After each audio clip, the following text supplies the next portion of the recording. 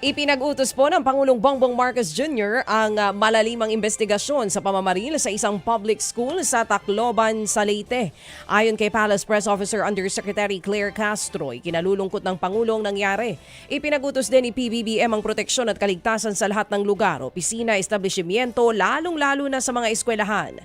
Kaugnay po niya, ninatasan na raw ni PNP Chief Jose Melencio Nartates Jr. ang mga police investigator na makipag-ugnayan sa mga opisyal ng paaralan kung saan nangyari ang pamamaril.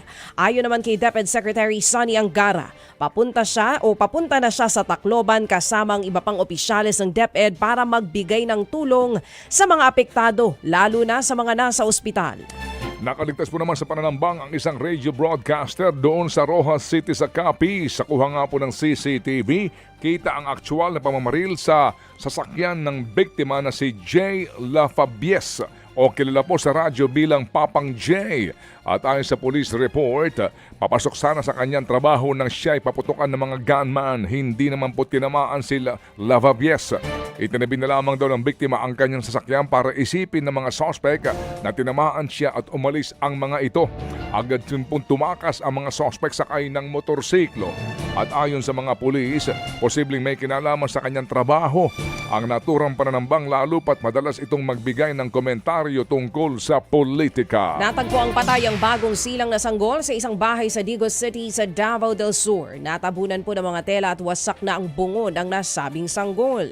Suspect sa krimen ang mismong ina ng bata. Sinubukan pang tumakas ng suspect pero inabutan siya ng kanyang mga kapitbahay. Ayon sa mga pulis, posibleng nagkaroon ng postpartum depression ng suspect kaya nagawa ang krimen.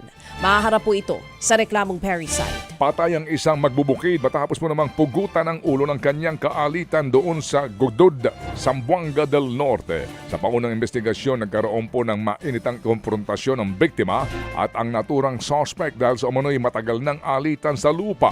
Doon po hinampas ng biktima ang suspect ng bakal.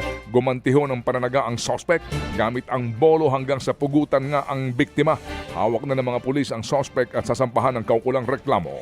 Patay din ang 10 taong gulang na lalaki sa pagsabog sa Arakan, Cotabato. Sugatan naman po ang 2 pang biktima na 17 at 8 taong gulang.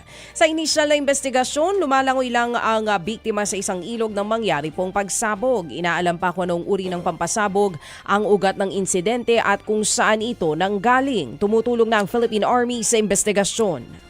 Mga kapatid, patuloy po kayong tumutok sa 105.9 True FM para sa totoong balita, impormasyon, music and entertainment. Mag-subscribe sa aming YouTube channel at podcast at sundan nyo kami sa Facebook, Instagram, X at TikTok sa True Network PH. Bisitahin din po ang aming official website, truefm.ph. At panoorin din kami sa True TV Signal, Channel 19. Kami po ang 105.9 True FM. Laging true sa'yo, kapatid.